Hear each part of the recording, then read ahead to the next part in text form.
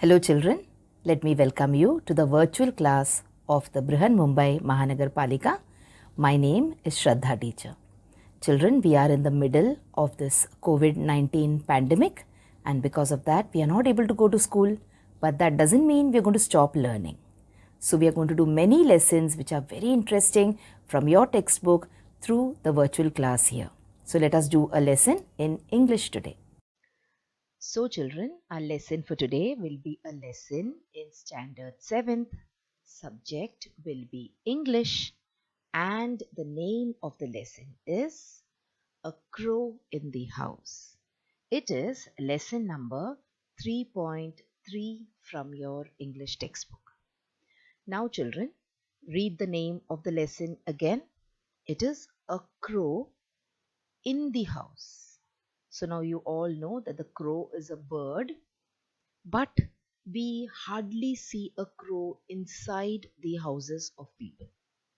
But in this story, you will see that it is about a crow which is in one way or the other like a pet for a family. Alright, so this story is about an animal and it is also about a pet animal. So now when we are talking about pets, let us look at some common pets which people have in their house. So some families, when there is the mother, the father, the children, along with that, they also have a few animals with them. And these animals, they complete their family. And once you have a pet at home, children, very soon we get very attached to the pet. We start loving the pet like our own member of the family. So people have some common pets here. These are some pets which are commonly kept by people in their houses. So you can see a picture of a rabbit, a cat, a dog. Okay.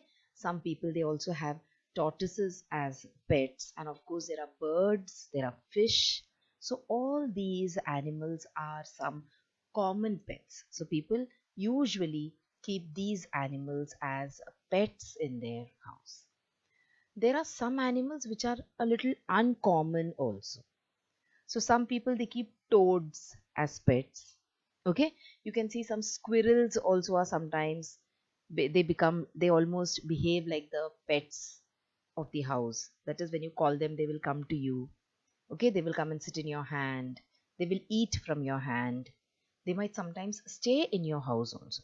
But these pets which you can see in the picture here, they are a little uncommon. Okay, you can see the picture of a garden lizard also over here. There is a toad. Okay, and there is a rat kind of an animal also. So these are some uncommon pets. But very seldom we have seen people keeping crows as pets. But here in this story, you will see how by chance the crow becomes the pet of the family. Now, this particular story, children, is written by this person whose name is Ruskin Bond. By looking at the picture, you feel that he is not an Indian, but then yes, he is an Indian author, but he was of British descent. That is, his family belonged to Britain. He used to live with his adopted family in a place in Missouri in India. And Ruskin Bond has written various short stories, novels, etc. And most of his stories and novels are based in India. There is an Indian setting to all his stories and novels.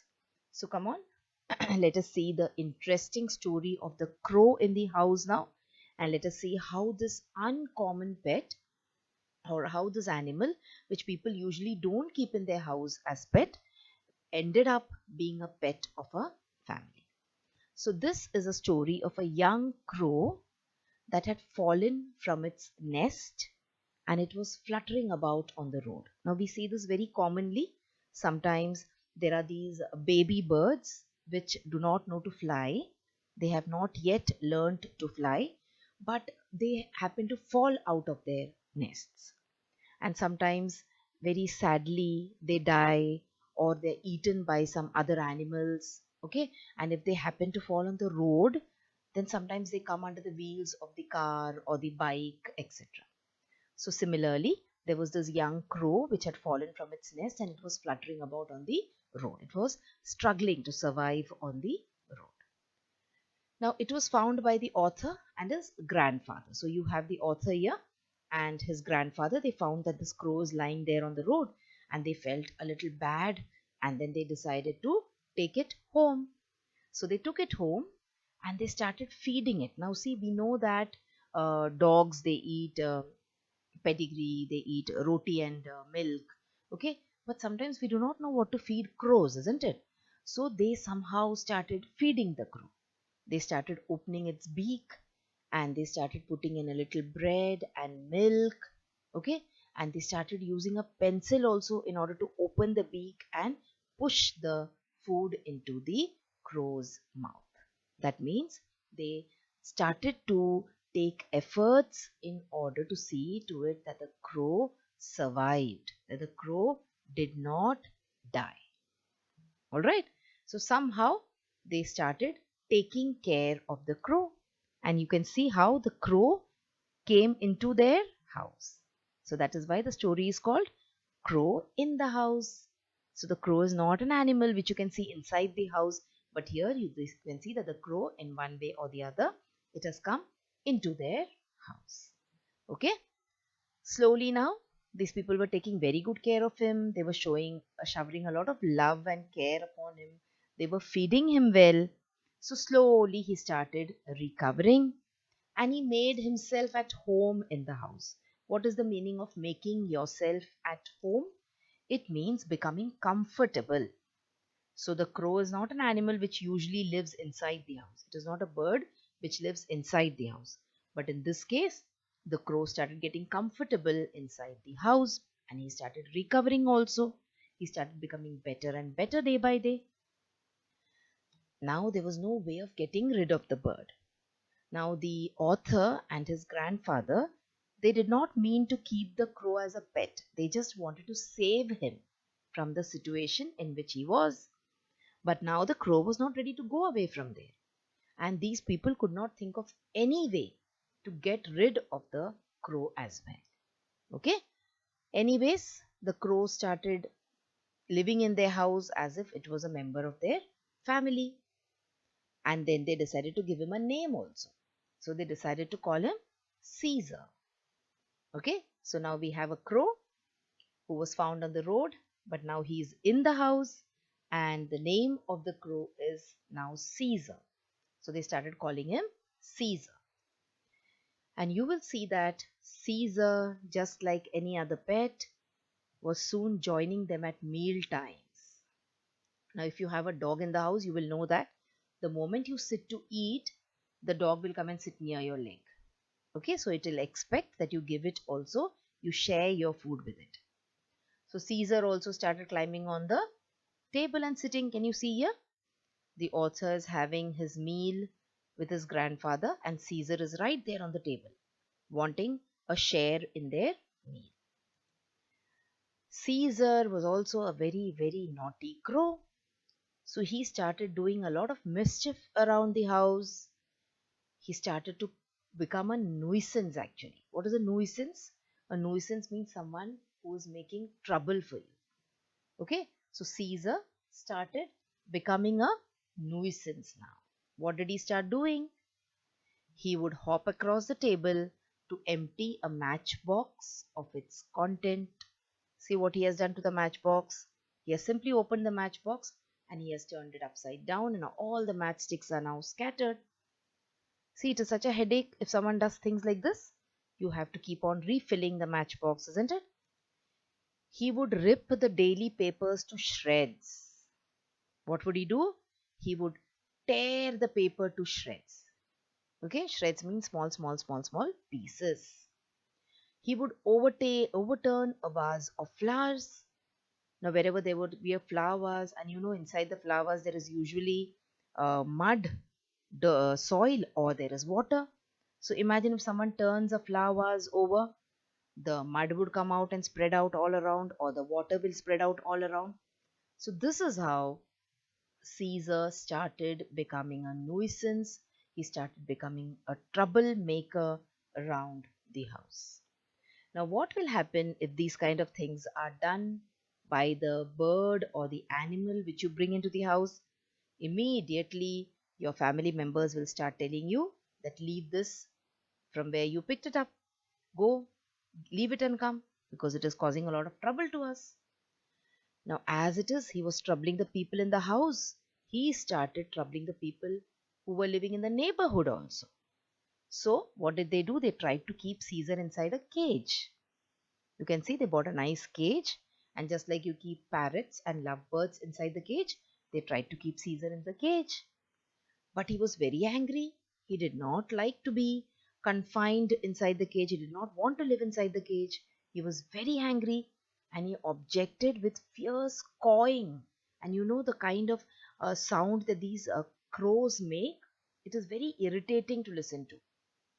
Now, what they had to do, he started continuously cawing, and then he had to be released from the cage because they started getting a headache, the people in the house, because of the noise that the crow was making.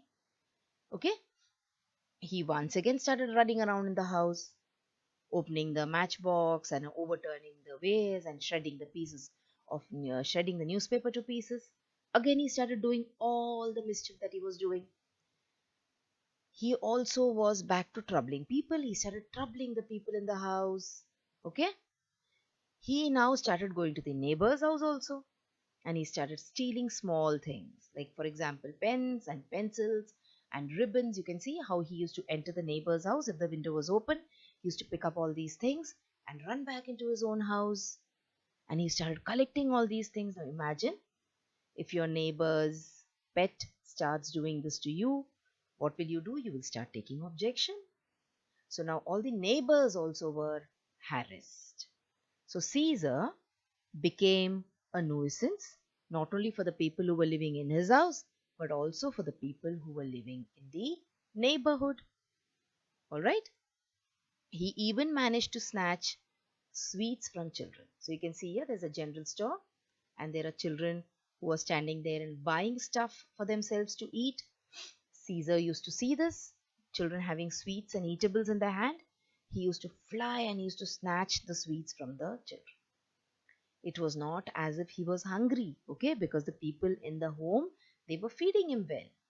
He was just naughty. He was just mischievous. And then what happened? He would also steal the pegs from the clothes of the people. When you dry your clothes, what do? You put pegs on them, okay, clips on them, so that they do not fly off the clothes line, or they do not fly off that wire. If they fly off the wire, what will happen? They will land on the soil, they will land on the floor, and they'll become dirty. Your mummy will have to wash it again. Now this crow, Caesar, he started stealing the pegs also off the clothes. And one day what happened was people got fed up of him, and someone flung a stick at him. Okay, because he was doing all this kind of stupid work, and it was troubling people, it was causing trouble to people. So someone one day flung a stick at him, and it injured his leg. So now we have Caesar, who had an injured leg. Now the author and his grandfather, again, they tried to help him out of the situation. So they washed his leg, they bandaged his leg as best as they could. Okay? He got weaker now, and he even started refusing to eat because he became sick. He had an injury on his leg which was troubling him. So he started getting weaker and weaker day by day. And now he also started refusing to eat. All right, because maybe he was having pain in his leg, maybe he was having fever because of the pain. He started refusing to eat. And one fine day, the author found him dead on the sofa. See, you can see, when you have an animal with you, when you have a pet, it is the saddest thing for the pet to pass away or to die.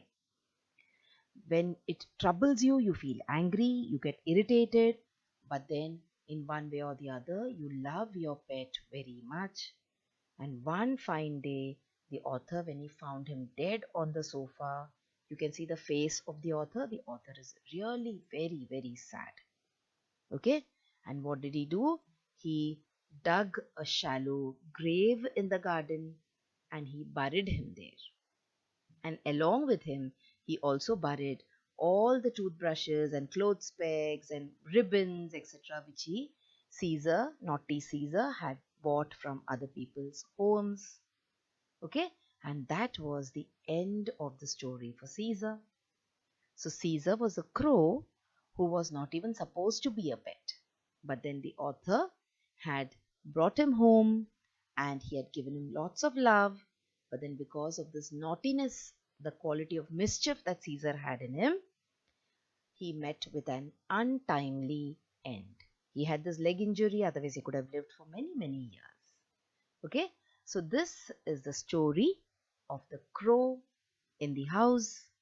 So how did you like the story? Hope you enjoyed the story. All right. So now, once you have understood the gist of the story now, so what you can do is you can pause the video here. You can open your textbook and you can try to read the story once again from the book so you will understand the story properly. Okay, children. So this was the story. Now, as we usually do, we do the exercises also from the story. So come on, let's see what exercises are there in the story. So we are supposed to find out the antonyms of the words from the story.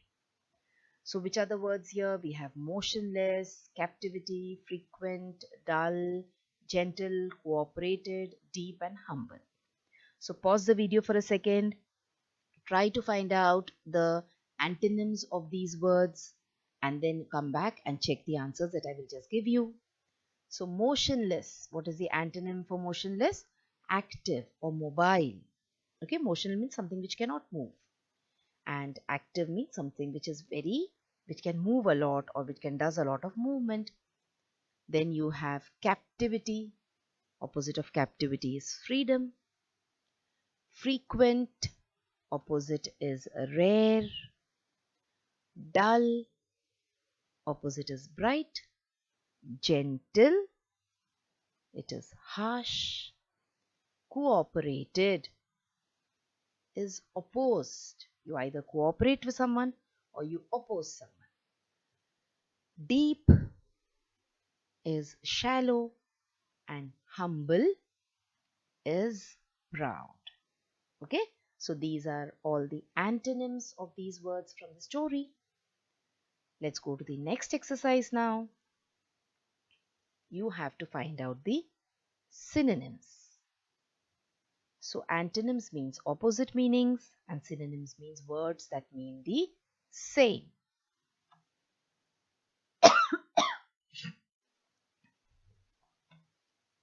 So you can use a dictionary, they're saying. So come on, pause the video, use a dictionary and let's see whether you are able to find out the synonyms of these words. So disapproved is dislike. Bits and pieces means shreds. Achievement, the same word for achievement is attainment.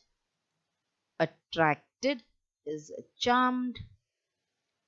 Nuisance is bother.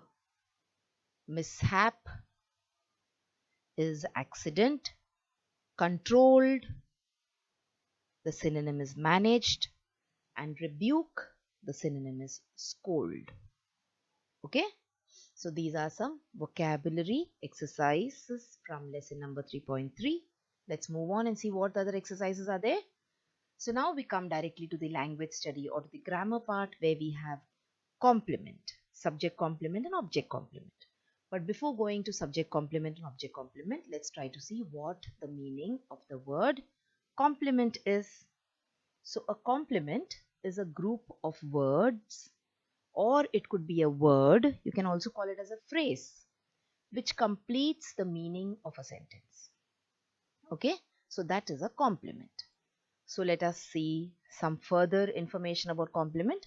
So there are two types of complements in a subject, in a sentence. It could be subject complement or object complement.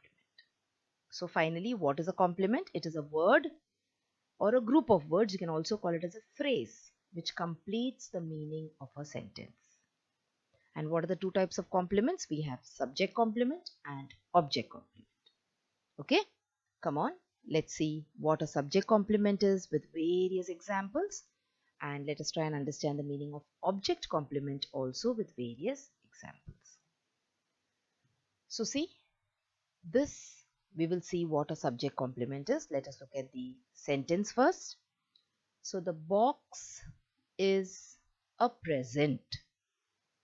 Okay, so see here, the box is the subject. Is here is the verb. A present is the subject complement. So why do we call this a present as the subject complement? Because it is identifying the box.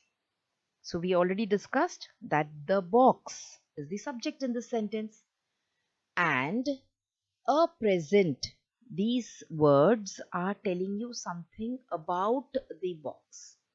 It is giving you some information about the box. So it is talking about the box. It is complementing the subject, that is the box. That is why it is called as a subject complement. Okay, let us see one more example for your clarity. The box, again here we know now the box is the subject, smells funny. Okay, so funny is a subject complement. Why will we call funny as a subject complement? Because here the box is the subject again, and smells is the verb. How does the box smell? The box smells funny. So we are talking about the box, which is the subject. So funny is the subject complement. All right, because funny here is describing the box. Okay, what kind of smell is coming out of the box, or what kind of quality does the box have? The box has got a smell, funny smell. So that is why funny here is the subject complement. Okay, see here some more examples. He is a monster. So he is the subject, is the verb, and we are talking about him. We are talking about the subject he. We are saying that he is a monster. So that is why this a monster, which we can call as a phrase, is the subject complement. And like we discussed in the definition, see, this a monster is completing the subject. It is completing the meaning of the sentence. Look at the next example on the screen for you. He looks stunning. See, we are describing the subject here. He, we are describing him. In the first one, we said he is a monster, and in the second one, we saying he looks stunning. How does he look? He looks stunning. So, stunning here is the subject complement. In the first case, we have a phrase, that is, we have more than one word, and in the second case, we have just one word. So, the subject complement can be a single word, or it could be a phrase. All right. Let us look at some examples now from the textbook. So the underlined words and phrases in the following are subject complements. I am hungry. Okay. See, the word hungry describes the word I, which is the subject of the sentence. Next example, my sister became a teacher. So the word teacher describes the word sister, which is the subject of the sentence. These are all examples from your textbook. Okay, children? The word hungry and the phrase a teacher describe the subjects of the verb. Therefore, they are subject complements. All right? So, I hope the idea of subject complement is clear to you. Now, automatically you can start connecting and I'm trying to understand what is an object complement. Okay, something which gives more meaning to the object is an object complement. Come on, let's see how. So a noun, a pronoun, or an adjective which follows an object to describe it is called as an object complement. Let us see the example. But before that, remember, the object complement can be a noun, it could be a pronoun, or it could be an adjective, and it will always follow the direct object. And what will it do? It will either rename it or it will describe it. So every sentence, children, you know, it has a subject, it has a verb, and it has an object.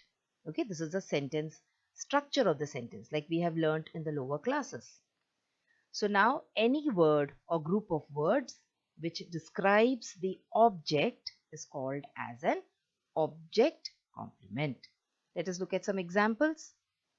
I found the guard sleeping.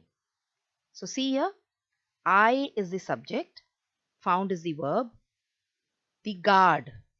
And what was the guard doing? The guard is the object here. What was the guard doing? He was sleeping.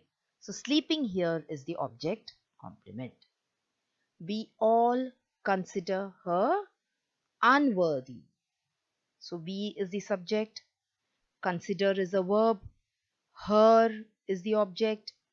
What do we consider her? How do we consider her? We consider her unworthy. Unworthy is another word for useless. Okay, so here unworthy is again the object complement. Okay, an object complement comes after the object of a verb and it gives us information about the object. So that is the meaning of an object complement. Once you have understood the concept of subject complement well, children, understanding the concept of object complement becomes relatively easier. See, look at these examples. I found the guard sleeping. In this case, object is the guard and object complement is sleeping, because we are telling you something more about the object. We all consider her unworthy. Okay, so her is the object and unworthy here is the object complement. Again, we come back to some examples from the textbook. So the underlined words and phrases in the following sentences are object complements. The class made her the monitor. So the phrase the monitor gives us more information about her. Okay, and her is the object in the sentence. The class is the subject in the sentence. The teacher found my answer correct. So here the word correct gives us more information about the object my answer.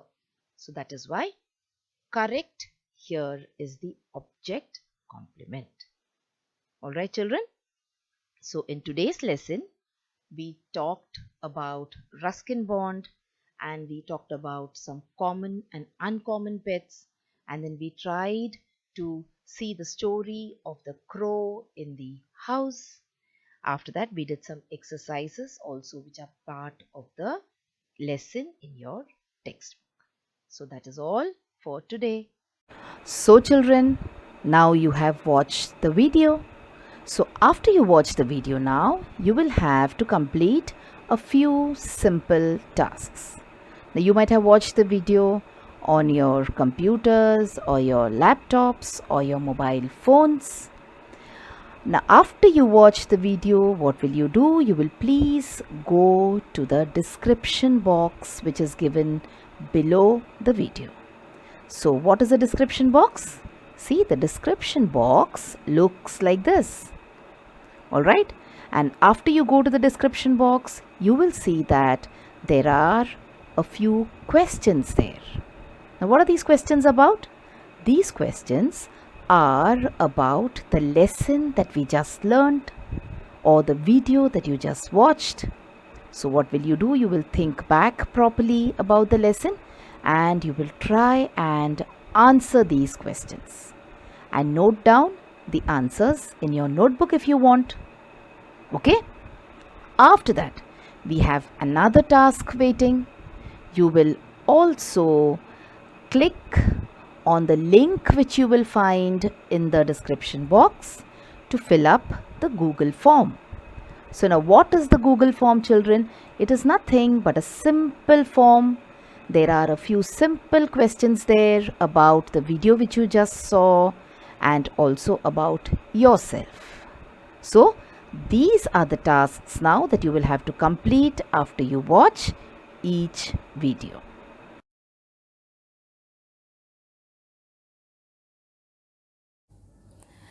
So children, wasn't that a very interesting lesson? I'm sure you learnt a lot of new things in this lesson. If you have liked this video, please hit the like button and also subscribe to my video so that you will get to see all the videos which I keep posting regularly.